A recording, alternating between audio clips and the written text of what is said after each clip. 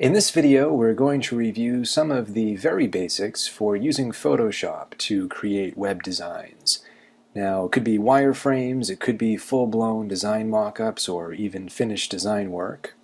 We're going to review some of the basics to get a new project started. Now, I'm using Photoshop CS6 for the demo. You may be using 5.5, 5.1, or even an earlier version of Photoshop. Whatever the case, the basics of what we review here should be just the same for you.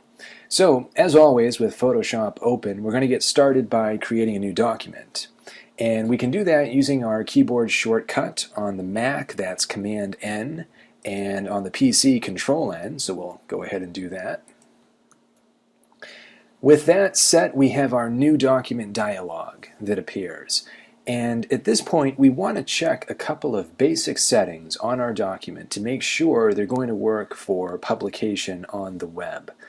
First and foremost, we want to check our unit of measurement. And we can see now that it's set to inches, both for width and for height. Well, inches is a good unit to use for print work, but not so good for the web. So I'm going to click that and change it over to pixels. Pixels, of course, is the de facto standard for measuring things online. And you'll notice as soon as I update the width value, the height value changes along with it, as per the default settings. The actual values changed as well, and we're going to come back to those in just a moment. First, though, as we move further down and check our resolution setting, we see here again we have a value better suited for print than the web.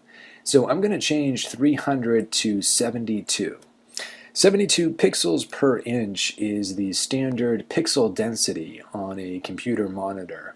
And that again is the standard for web design. So we'll set that to 72. Our color mode right now, once again, our default setting was set to a print-centric value, the CMYK color space.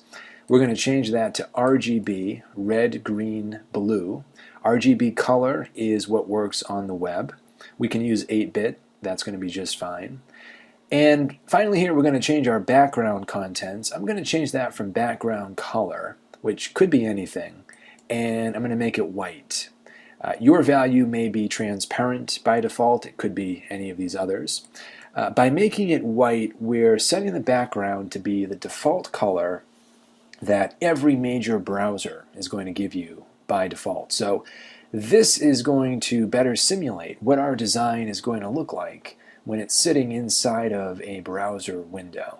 So finally, we want to update the width and the height, and we're going to assume for this project that we're using some variation of the 960 grid system. And you'll recall that the 960 grid actually specifies 940 pixels of actual content with 10 pixel gutters on either side, left and right. So technically, we could make the width 960, and that would be just fine. Actually, though, I'm going to make this value a little bit larger. I'm going to go up to 1200. Reason being that in most cases, a design doesn't fit perfectly snugly inside a browser. More often than not, the browser window is opened at least a little bit wider than the design itself. And in fact, we can use that extra space to create background images, background colors, gradients, and so on.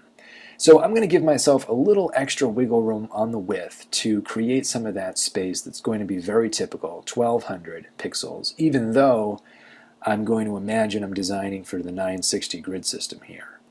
Now, as for the height, I'm going to actually make this quite a bit taller, and I'm going to go double the width. Now, this value is somewhat arbitrary, and I'm not saying that my design has to actually extend 2400 pixels tall. But I want to give myself plenty of room to work with, especially if I'm creating wireframes, for example, because I don't want to run out of space as I'm working on my design. So I'm going to give myself twice as much vertical room as I am horizontal room, and that should suit me just fine.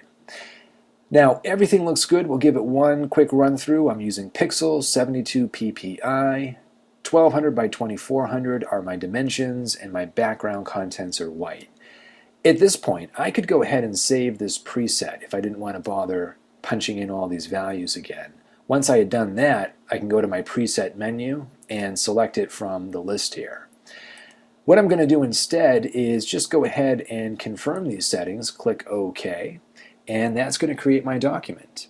Now, from here, with my new document created, the very first thing I'm going to do is save it. So I'll hit Command S, Control S if you're on a PC, and that's going to open up my Save dialog. I'll save the document, and then I can move forward either creating wireframes or actually working on a design concept.